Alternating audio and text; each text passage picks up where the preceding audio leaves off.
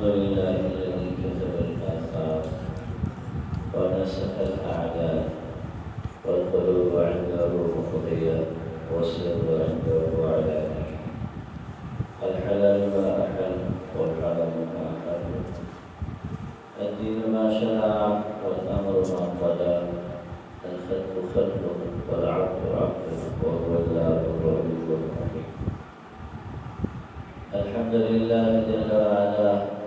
وصلى الله تعالى وسلم على النبي المصطفى ورسوله المجتبى وأمينه على وحي السلام وعلى آله النجباء وأصحابه الأتقياء ومن بهديهم اهتدى وبآثارهم اكتفى من المفسرين والمحدثين والفقهاء إلى يوم الجزاء. أما بعد، فقد قال الله جل جلاله: يا أيها الذين آمنوا اتقوا الله حق تقاته ولا تموتن إلا وأنتم مسلمون.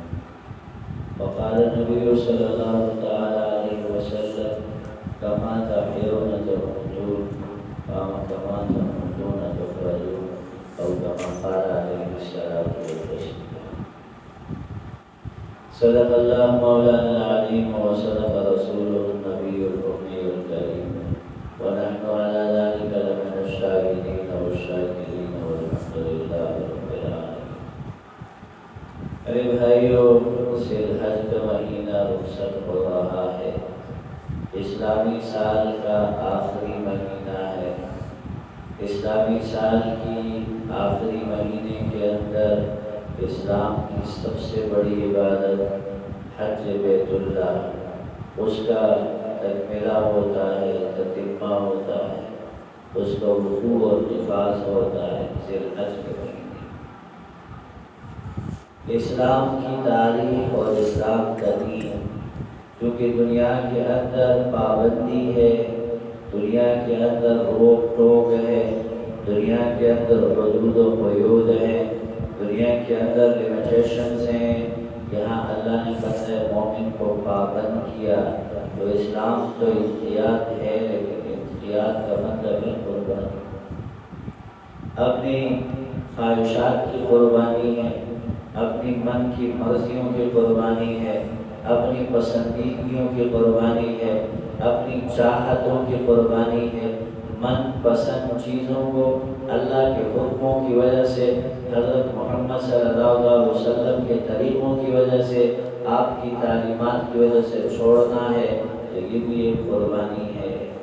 اسلامی سال کی ابتدا بھی قربانی سے ہوتی ہے اور انتہا بھی قربانی سے ہوتی ہے۔ اسلامی سال کا پہلا مہینہ محرم الحرام ہے،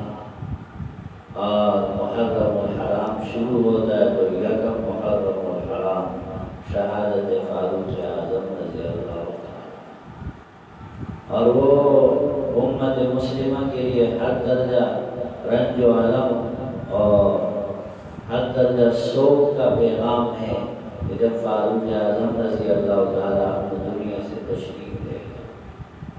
عدل و انصاف کو قائم کرنے والا، زمین کو مساوات و انصاف اور دو ٹوک نظام، قرآنی اسلوب، پیغمبرانہ اخلاق اور نبی کی تعلیمات سے بھر دینے والا فاروق اعظم رضی اللہ تعالیٰ یکم محرم الحرام کو دنیا سے رخصت ہو گئے۔ پھر محرم کی تاریخ سے، واقعات سے اسلامی تواریخ بھری پڑی ہیں، اور ایک بڑا ظلم کا، جبر اور بربریت کا واقعہ حضرت حسین کی شہادت کی شکل میں پیش آیا 10 محرم الحرام۔ ویسے وہ تو ہر چیز اپنے موقع پہ بیان ہوتی ہے، مختصراً عرض کر رہا ہوں، مختصراً بات کر رہا ہوں۔ سال شروع ہوتا ہے تو قربانی ہے، جان فشانی ہے، سرفروشی ہے، اور اپنے آپ کو اللہ کے نام پہ، اللہ کے دین پہ قربان کرنا ہے، جان نثاری کے جوہر دکھانے ہیں۔ اور سال ختم ہو رہا ہے تو جو مال اللہ نے دیا وہ اللہ کے نام پہ لوٹانا ہے، جانوروں کے گلوں پہ چھری چلانی ہے، خود بھی کھانا ہے، اور غرباء کو بھی کھلانا ہے، فقراء کو بھی کھلانا ہے، حاجت مندوں کو بھی کھلانا ہے، مانگنے والوں کو بھی کھلانا ہے، سفید پوشوں کو بھی کھلانا ہے، اور اللہ کا شکر ادا کرنا۔ سال مکمل ہو رہا اور سال کی عبادات اللہ کے فضل و کرم سے مکمل ہوئی، خداوند تعالیٰ کی توفیق سے مکمل ہوئی۔ اور ہمیشہ میرے نبی کی سنت ہے، بزرگان دین کا طریقہ ہے کہ جب عمل مکمل ہو رہا ہوتا ہے تو پھر استغفار کی ضرورت ہے، پھر رجوع کی ضرورت ہے، پھر معافی تلافی کی ضرورت ہے، پھر اللہ کے سامنے گڑ گڑانے تضرع اور عاجزی کی ضرورت ہے۔ ایک تو زندگی کا سال کم ہوا، دوسرا عمل کی جو قیمت تھی، قدر تھی، جو اس کی وقت تھی، وہ انسان سے کہاں ہو سکتی ہے۔ پھر اتنے بگڑے ہوئے معاشرے کے لوگ، اتنے دور کے زمانے کے لوگ، ہمارے پاس نہ صلاحیتیں ہیں، نہ حیثیتیں ہیں، نہ طاقتیں ہیں، نہ قوتیں ہیں۔ جو ہے میرے رب کی عطا ہے، اللہ کی توفیق ہے، اللہ کی دین ہے، ورنہ کہاں ہم اور کہاں نکھتے گل نسیم صبح تیری مہربانی، یہ سب اللہ کی عطا ہے۔ میرے بھائیو، اللہ رب العزت کا اعلان ہے، میرے بندو میری فرما برداری کی زندگی گزار کے اطاعت کی حالت میں مرو گے تو کامیاب ہو۔ یاد رکھنا، بغاوت کرتے کرتے پکڑے گئے، مر گئے۔ جتنے بڑے بزرگ کی اولاد ہو، جتنے بڑے خاندان سے ہو، جتنے بڑے قبیلے سے ہو، جتنی بڑی پراپرٹی کے مالک ہو، بینک بیلنس کے مالک ہو، کوئی چیز کچھ کام نہیں آنے والی ہے۔ حضرت ابراہیم علیہ السلام نے جب دنیا سے جا رہا ہے، اپنے بچوں کو جمع کر کے وصیت کی، وَوَصَّىٰ بِهَا إِبْرَاهِيمُ بَنِيهِ، اور پھر وہی وصیت یعقوب علیہ السلام نے بھی، وَوَصَّىٰ بِهَا إِبْرَاهِيمُ بَنِيهِ وَيَعْقُوبُ، اور یعقوب کے 12 بیٹے، ان کو جمع کر کے کہا، یا بنیا، بیٹوں کو وصیت کر رہے ہیں، وَوَصَّىٰ بِهَا إِبْرَاهِيمُ بَنِيهِ وَيَعْقُوبُ یا بنیا إِنَّ اللَّهَ اصْطَفَىٰ لَكُمُ الدِّينَ فَلَا تَمُوتُنَّ إِلَّا وَأَنتُم مُّسْلِمُونَ۔ میرے بچوں، اللہ نے تمہیں دین انتخاب کر کے دیا، پسند کر کے دیا، چن کے دیا۔ یاد رکھو،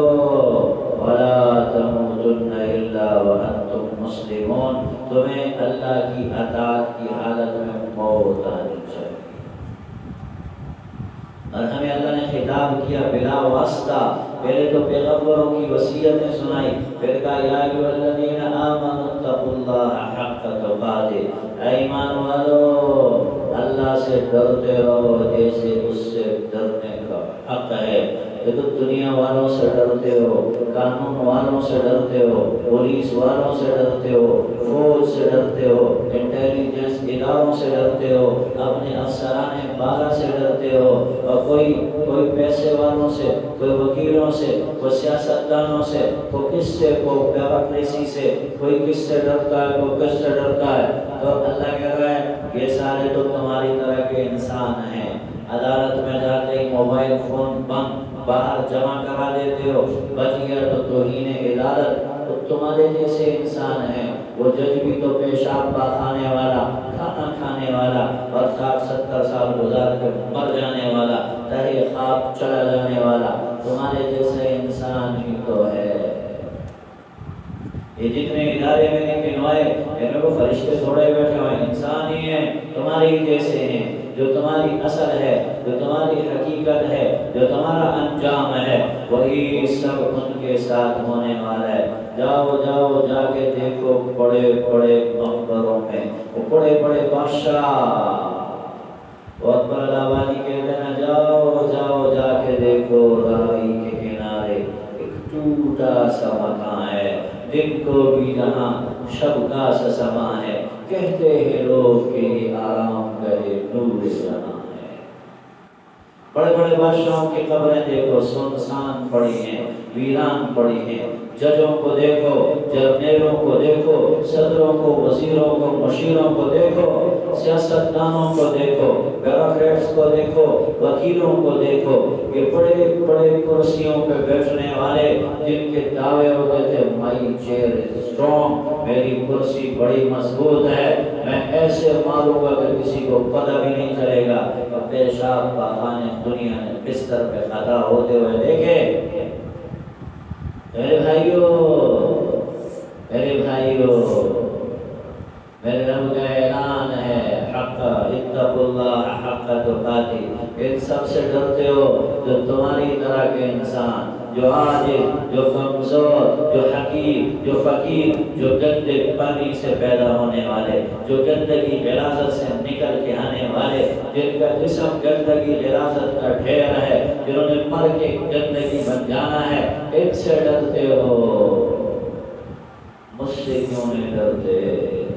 وہ تمہارے ساتھ نہیں، میں تمہارے ساتھ ہوں، وہ تمہارا ظاہر دیکھتے ہیں، میں تمہارے باطن سے واقف ہوں، وَيَعْلَمُ مَا تُخْفِي الصُّدُورُ، میں تمہارے سینوں کے اندر کا جانتا ہوں، من أسر القول ومن أخفى به، من أسر القول، اللہ کہتا ہے میں جانتا ہوں جو باتیں تم چھپا کے کرتے ہو، ومن جہر به، جو ظاہر کرتے ہو، ومستخف باللیل وصارم بالنہار، تمہاری رات کی پوشیدہ عمل سے بھی واقف ہوں، میں تمہارے دل کے اعلان عمل سے بھی واقف ہوں، لیکن میں جانتا ہوں یعلم دبیب النملة السوداء الصخرة السوداء فی لیلة الظلماء، اللہ کہتے ہیں کالی کھٹا ٹوپ اندھیری رات ہے، اس میں کالا جنگل ہے، اور جنگل میں کالی چٹان ہے، اور اس چٹان پہ ایک چیونٹی چل رہی ہے، کہ میں اس کی چلنے کی آہٹ بھی سنتا، اس کے پاؤں سے بننے والے نشان بھی دیکھتا، اس کے دل میں پیدا ہونے والے خیالات بھی جانتا ہوں، تو مجھ سے کیوں نہیں ڈرتے؟ وَهُوَ مَعَكُمْ أَيْنَمَا كُنتُمْ، میں ہمیشہ تمہارے ساتھ ہوں، میرا بندہ میں تجھ سے جدا نہیں ہوتا،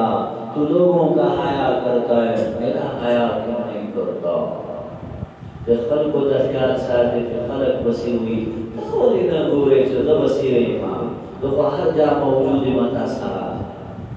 ایک کیوں نہیں کہتے ہو کہ میرا اللہ مجھے دیکھ رہا، میرا اللہ کیا کہے گا، میں اللہ کو کیا جواب دوں گا؟ ہائے ہائے کیا ہوا مسلمان کو، اتقوا اللہ حق تقاتے، میرے رب کا مطالبہ ہے مجھ سے ڈرو نا، میرا خوف کھاؤ نا، میرا حیا کرو نا، میں تمہیں اتنی مہلت دیتا ہوں، اتنی فرصت دیتا ہوں، اتنی ڈھیل دیتا ہوں، سنو سنو سنو، میرے نبی نے فرمایا اذا رأيت اللہ عز وجل يؤتي العبد على معاصيه من الدنيا ما يحب فإنما هو استدراج، سنو میری امت، اللہ کے کسی نافرمان کو عیاشی کرتے ہوئے دیکھ کے دھوکے میں نہ پڑ جانا،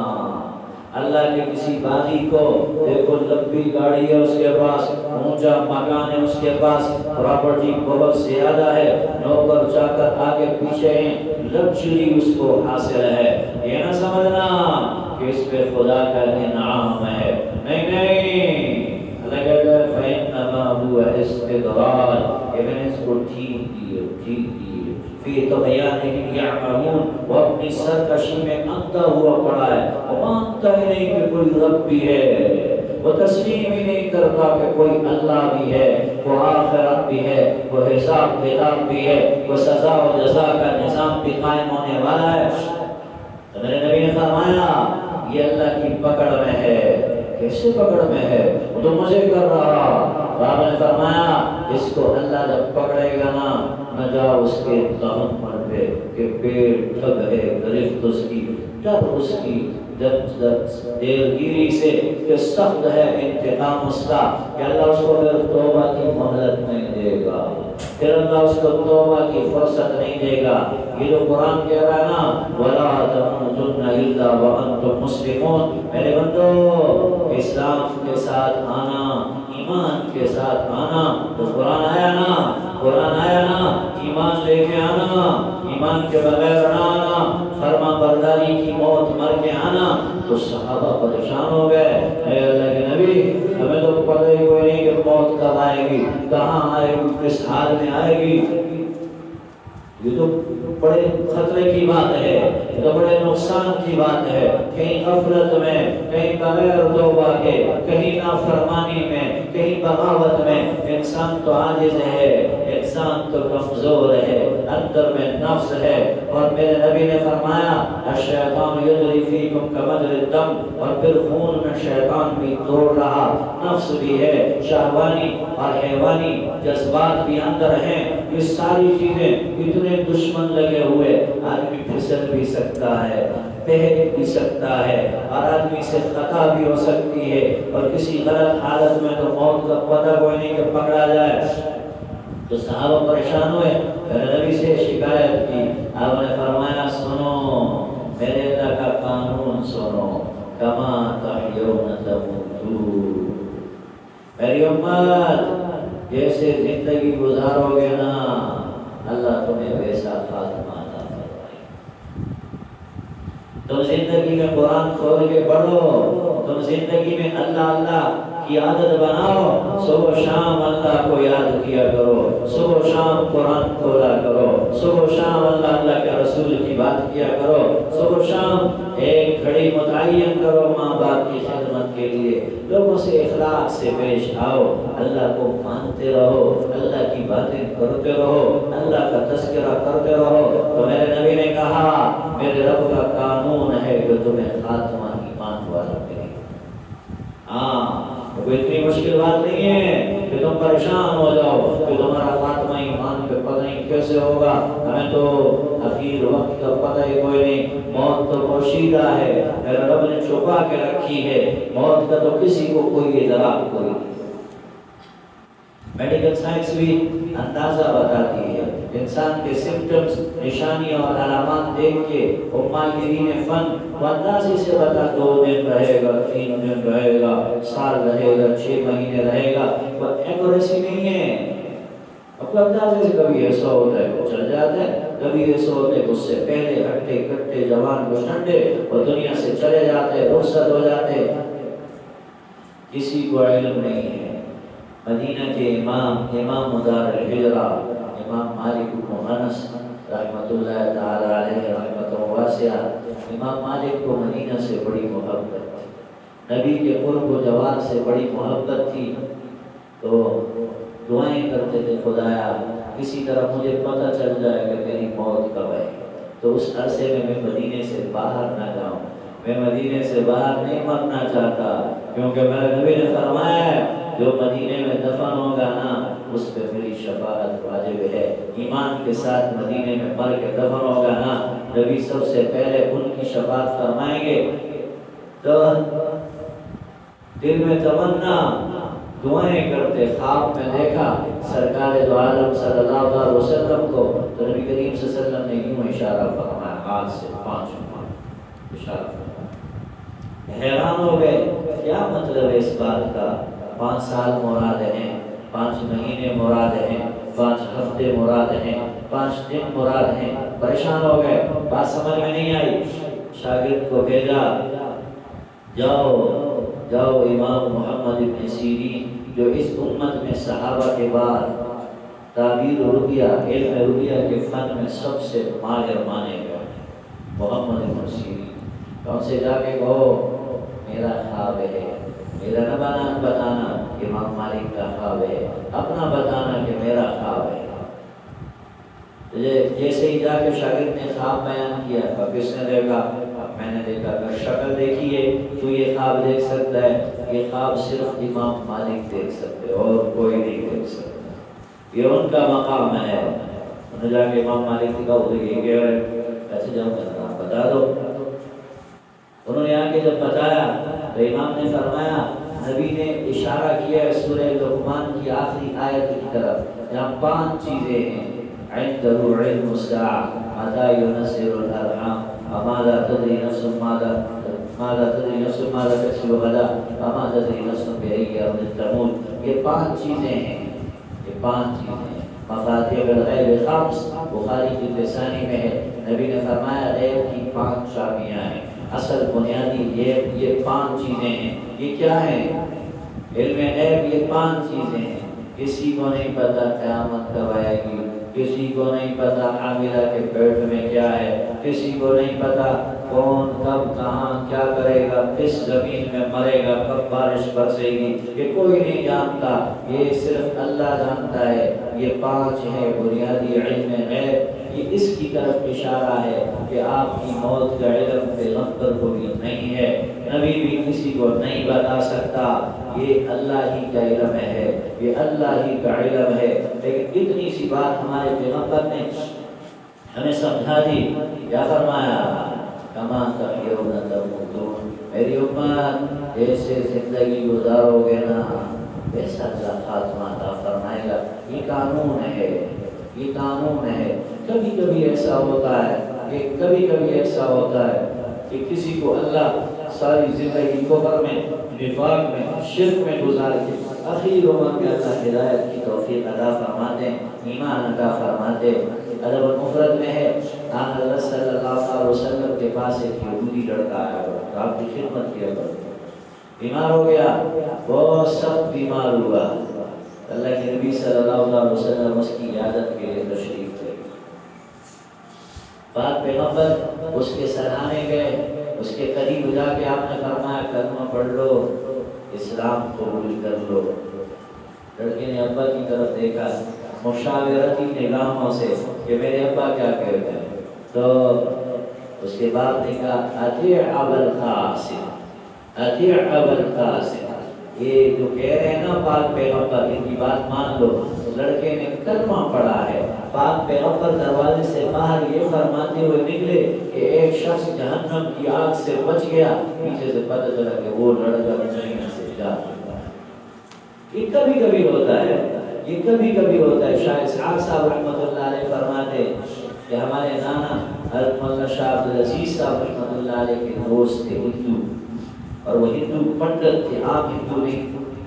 اور وہ ہمارے نانا کے دوست تھے، تو نانا کی دوستی کی وجہ سے ہم ان کو بھی نانا کہتے تھے۔ اور وہ ہمیشہ صبح مدرسے کے کنویں پہ آ کے پانی نکال کے جو سے سورج نکلتا تو اس کی عبادت کرتے تھے، اس کو جل چڑھانا کہتے۔ نانا فوت ہو گئے، شاہ عبدالعزیز صاحب دنیا سے رخصت ہو گئے، مدرسہ میرے کنٹرول میں آ گیا، تو وہ بزرگ حسب معمول وہاں لوٹا لے کے آ کے کھڑے عبادت کرنے کی تیاری۔ میں ان کے پاس گیا، میں نے دعا سلام کی، میں نے کہا نانا آپ مسلمان کیوں نہیں ہو جاتے؟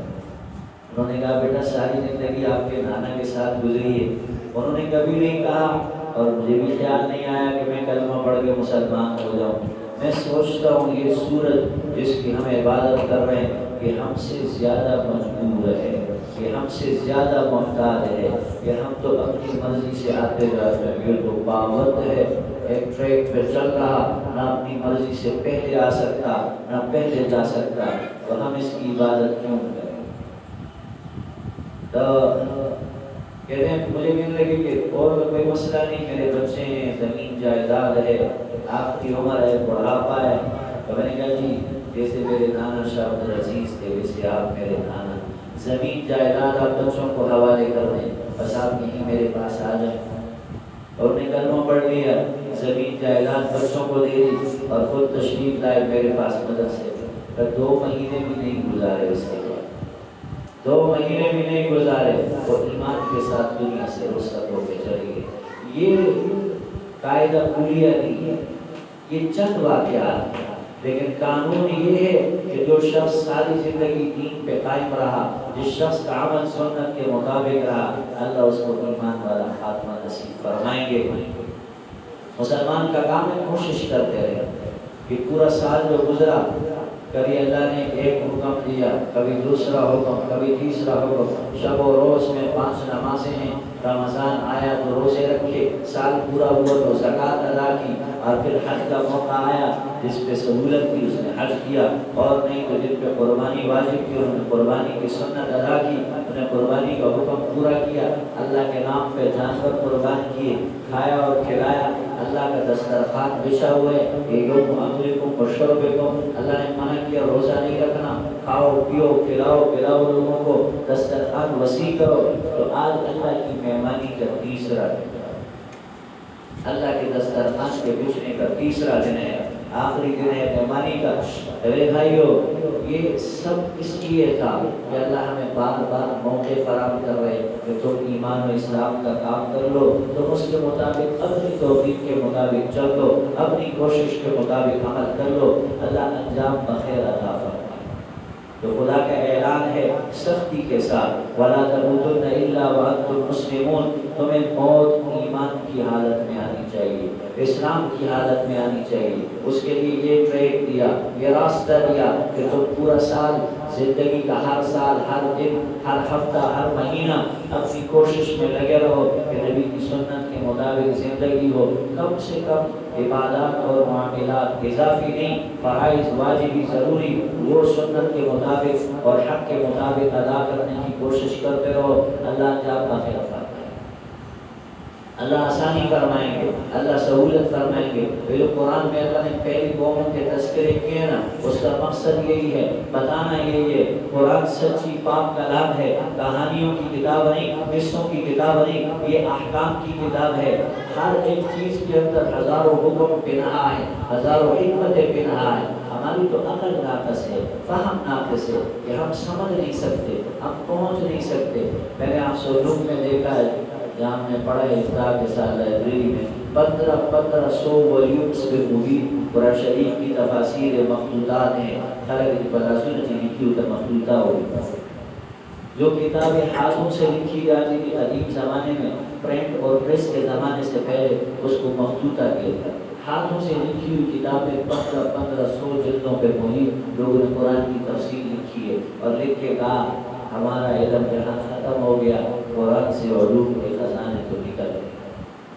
تو بھائی قرآن میں اللہ نے یہ جو لوگوں کے حالات و واقعات ہمیں سنائے ہیں، مقصد یہ ہے کہ جنہوں نے خدا کے سامنے سر تسلیم خم کیا، پیغمبر کی اطاعت میں اپنے آپ کو پابند کیا، ان کو اللہ نے چمکایا ہے، ان کو اللہ نے باقی رکھا ہے، ان کی عزت اللہ نے ہمیشہ اس میں اضافہ کیا، چار چاند لگائے۔ اور جو کھڑے ہوئے اللہ کے سامنے، کون ہے جو اللہ کے سامنے کھڑا ہو؟ کون ہے جو اللہ کی طاقت سے ٹکر لے؟ کون ہے جو رہے تو اللہ کی زمین پہ؟ میرا کرایہ دار میری نافرمانی کرے، مجھ سے جھگڑا کرے تو میرے مکان میں رہ سکتا ہے؟ میری زمین کا حاری اور میری بغاوت کرے، بدتمیزی بدتہذیبی کرے تو میری زمین پہ نہیں رہ سکتا۔ تو اللہ جو خالق بھی ہے، جو مالک بھی ہے، جو قادر و قہار بھی ہے، ذوالجلال والاکرام بھی ہے، جو قدرت والا، جو مقتدر بھی ہے، جو اپنی طاقت میں پوری طاقت والا، اپنے ارادے میں پورے ارادے پہ اختیار رکھنے والا، وہ جسے کوئی نہیں روک سکنے والا، وہ کوئی نہیں جو اس کے سامنے کھڑا ہو تو اس کی نافرمانی سرکاری اور بغاوت کر کے اس کی دھرتی پہ کون ہے جو کھڑا ہو سکتا ہے؟ کون ہے جو رہ سکتا ہے؟ کون ہے جو وقت گزار سکتا ہے؟ تو میرے بھائیو بڑا آسان طریقہ ہے، بڑا سہل طریقہ ہے۔ اللہ نے کوئی بھی چیز، کوئی بھی حکم ہماری طاقت سے زیادہ ہمیں نہیں دیا، اتنا ہی کہا جو ہماری طاقت ہے اسی کا مکلف بنایا، اس سے زیادہ کا مطالبہ بھی نہیں کیا۔ تو بس اپنی طاقت کے مطابق لگے رہے، اللہ انجام بخیر فرمائے گا، اللہ ایمان نصیب فرمائے گا۔ وآخر دعوانا الحمدللہ رب العالمین۔